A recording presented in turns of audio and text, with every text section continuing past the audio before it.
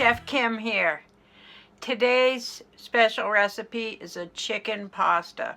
Everybody loves chicken, right? And pasta. Well, this has a few other ingredients too, like Italian sausage, spinach, pesto. Shall I go on, or shall I just start demonstrating this recipe? I think you guys are ready for me to move on. Thank you for checking out this video, and I hope you'll keep on watching. I'm going to start the preparation for some of the vegetables for this pasta. So as you can see, some of the vegetables are already prepped, but I wanted to show you a few of the others. The mushrooms, now I've shown in other videos that you can cut it in half and then it's a little more stable. Use your fingers as a guide. If you'd rather have whole slices, then cut off the end like that, and then cut the slices. You can turn it too. I always feel like you should have safety first. They're a great onion, and if you don't like crying, then use a leek. And what I do is just cut what I need and then wrap it up tight in plastic wrap and put it away. So I already have some cuts here from a previous demonstration. Now, of course, if there's some that are old, just peel it off and just take off the outside layer like any onion, right? And then it's nice and fresh again. And then you might want to cut the ends off and not use that. So we want to keep it rather small, so fine slices. It's a mild onion with great flavor. So if you're one that doesn't like onions, you might try leeks. I think you might be surprised. You won't even know they're in there. So many people are afraid or hesitant about eating onions. But honestly, if your dish is prepared right, you shouldn't even taste the onion. It just adds to the pasta or whatever dish it is you're making.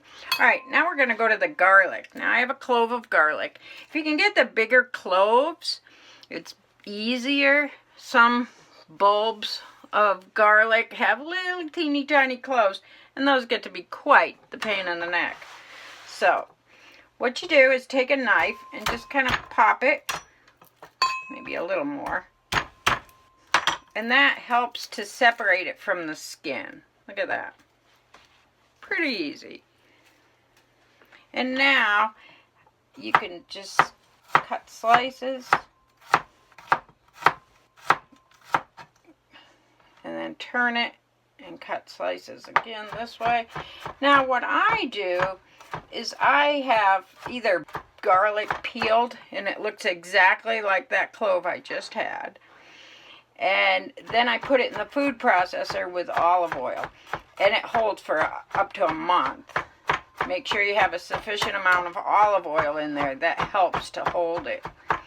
And then you don't have to chop garlic every single time you need it. Now if you drag your knife like this, that kind of helps to make it a little bit finer too. Actually, by putting a little salt down helps even more. And you're going to put salt in the dish anyway. This way you're getting nice and fine. Chicken strips that I've marinated in olive oil, red wine vinegar, and pesto, homemade pesto. I have a recipe for the pesto on my Facebook page. And that's another item. Go ahead and buy half a pound of basil, or if you grow basil, go ahead and make up pesto. You can freeze it. It's a great thing to have on hand. Okay, I'm going to turn my heat up. I've had it on medium, but I want to bring it up to high because we want to get color into our food. Remember? So we've got this pan good and hot. Since this is marinated, I don't need to put more oil in the pan. So let's just put this in here. Spread it out. Leave it be. You can actually cook the sausage at the same time too. Chop that up a little bit. And you can get sweet Italian sausage or hot, whichever you desire. Now it's cooked on this side. So let's flip it around a little bit. Always want to be careful with chicken. I want to make sure we cook that good. But as you can see, I had it sliced up pretty fine. Some olive oil to it now. Add the leeks.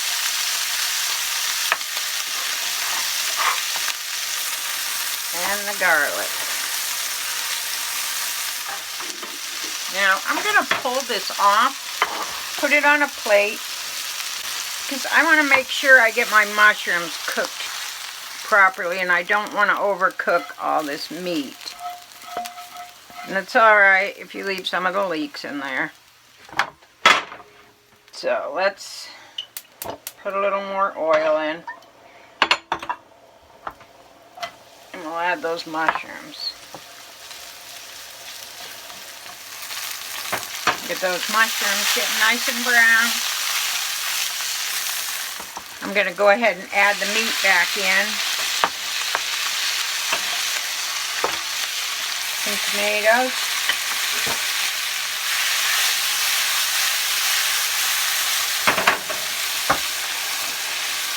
A little pepper, salt.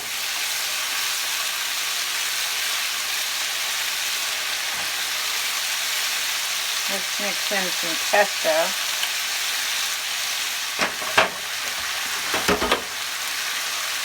Some spinach. Now there's quite a bit of spinach here, but spinach does shrink up.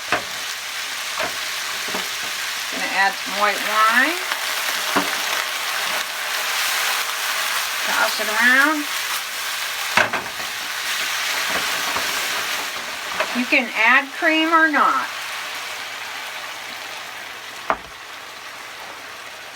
Some Parmesan.